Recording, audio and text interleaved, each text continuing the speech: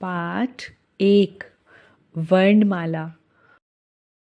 वर्ण या अक्षर दो तरह के होते हैं। पहला स्वर, दूसरा व्यंजन स्वर। अ, आ, ई, उ, री, ए,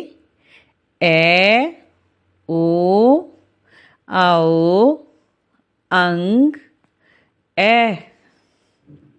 व्यंजन क, ख, ग, घ, ङ, च, छ,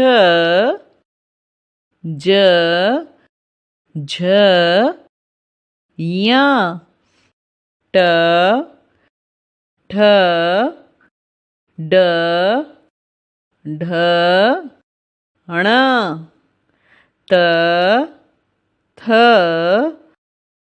द, ध, न, प, फ, ब, भ, म, य, र, ल, व, श, श, स, ह। संयुक्त वर्ण क्ष, त्र, ज्ञ, श्र।